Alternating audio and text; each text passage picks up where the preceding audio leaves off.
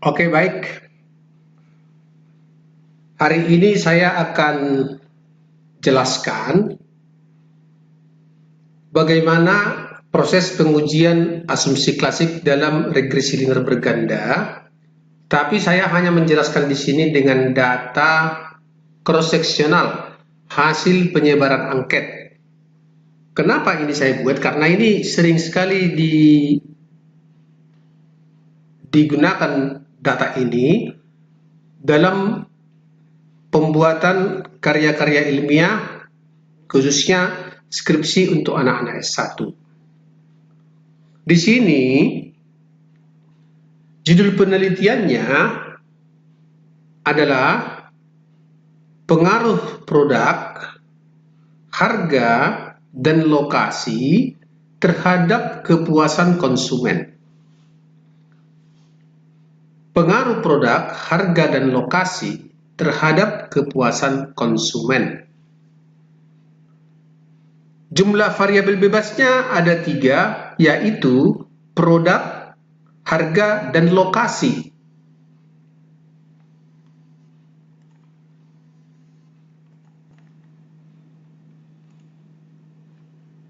Baik, sekali lagi saya katakan, variabel bebasnya adalah produk, harga, dan lokasi, sedangkan variabel tidak bebas adalah kepuasan konsumen. Berarti data ini memiliki 3 variabel bebas dan 1 variabel tidak bebas. Sekarang kita akan coba dulu membuat model regresinya dengan menggunakan SPSS. Kita klik Analyze, kemudian ada Regression, selanjutnya Linear. Kita klik, kita masukkan kepuasan ke variabel dependen. Selanjutnya lokasi produk, harga, dan lokasi itu kita masukkan ke independen. Produk, harga, dan lokasi. Ini posisinya. Nah, sekarang kita akan mengeluarkan output dari asumsi-asumsi tadi yang bisa kita lakukan. Pertama, kita lihat di sini adalah collinearity diagnostic. Nah, berarti kita harus mencari atau melihat atau menganalisis apakah terjadi multicollinearitas. Itulah fungsi collinearity diagnostic. Nah, kemudian ada di sini Durbin-Watson, berarti untuk autokorelasi atau korelasi. Kita klik OK, selesai 1. Sekarang kita mau melihat heterokedastisitas. Katanya heterokedastisitas itu merupakan plot antara residu dengan nilai prediksinya. Berarti kita harus melihat S residu di variabel Y.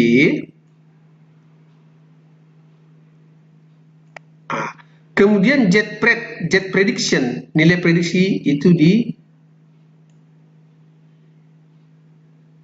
variabel X-nya. Kemudian kita mau menghitung plotnya residual setelah distandarkan dengan menggunakan histogram dan normal probability plot.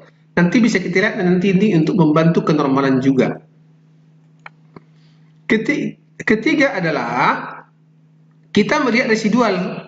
Jadi residual itu cukup kita hitung otomatis dengan unstandardized residual. Ya. Kemudian nilai Z prediksi juga bisa kita buat predicted value. Tapi ini nanti hanya untuk melihat prediksi saja, itu nanti kita gunakan.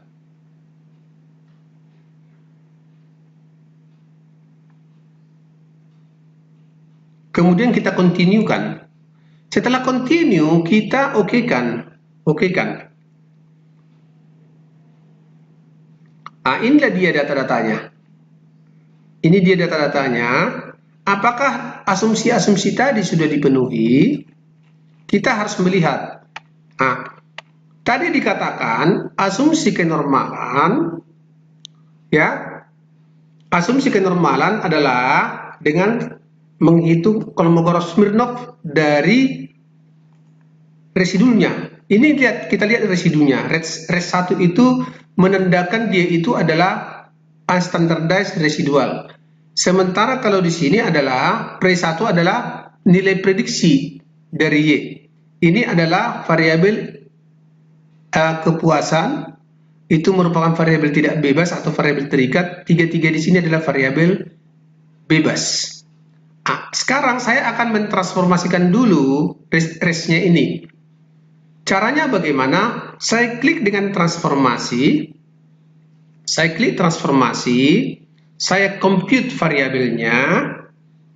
Saya compute variabelnya itu. Saya bikin target variabelnya, namanya adalah absolute. Absolute residual. Di numeric expression ini saya bikin ABS buka kurung. Unstandardized residual saya pindahkan ke sini. Saya pindahkan, kemudian saya tutup kurung 1. Kita lihat nanti hasilnya.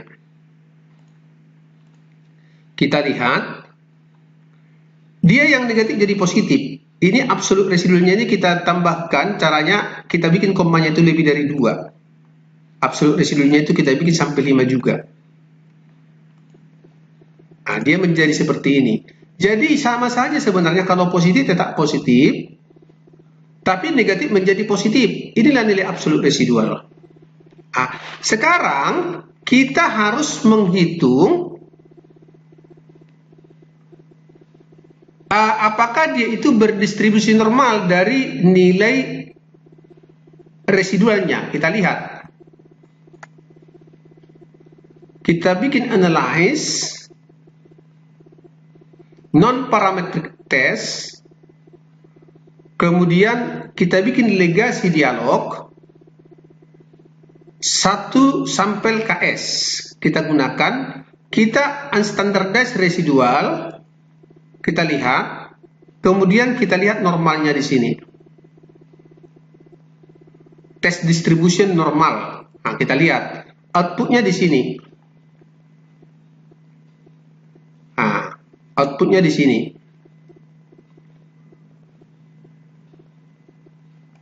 Oke. Tapi ingat, kita di sini tidak mau melihat apakah asumsi-asumsi terpenuhi, ya. Kita hanya mau melihat bahwa data itu berdistribusi normal atau tidak. Itu aja tujuan kita.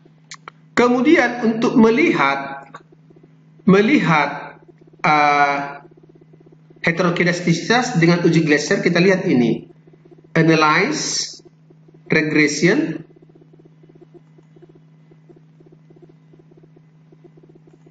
kita buat seperti ini. Produk, harga, dan lokasi kita masukkan ke sini. Dependennya kita bikin absolute residual. Absolute residual, baru kita klik. Kita lihat. Inilah outputnya. Ini dia.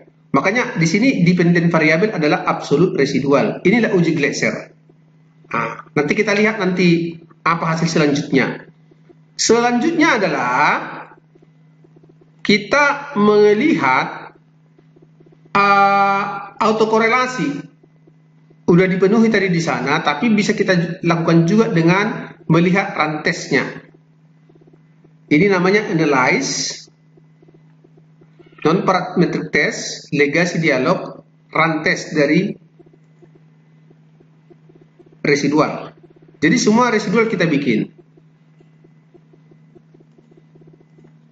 Ya, kita lakukan rantesnya, kita lihat. Kita lihat seperti ini.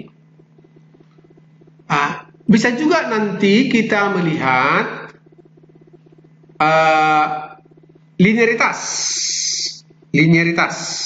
Bagaimana cara melihat linearitas? Kita lihat di sini, analyze, compare means.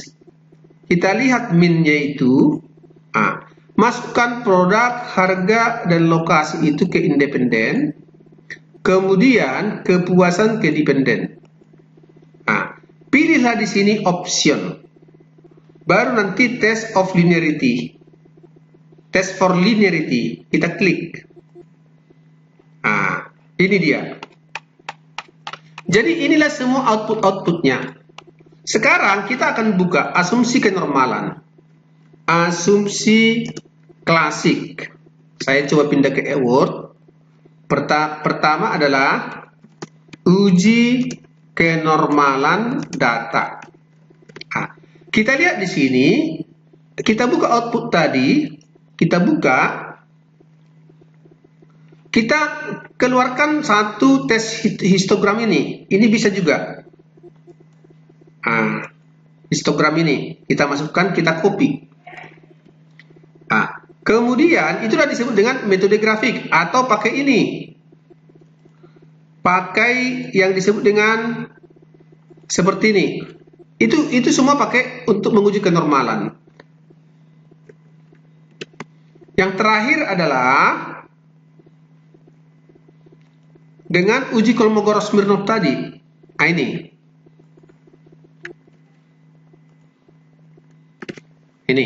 Inilah disebut dengan uji kenormalan.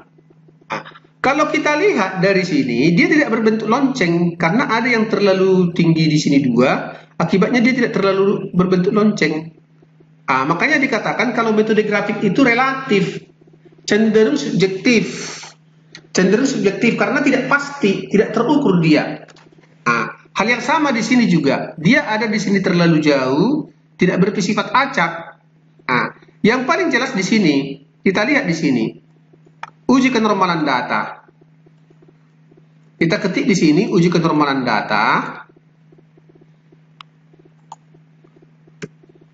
Uji kenormalan data dilakukan dengan uji satu sampel Kolmogorov-Smirnov.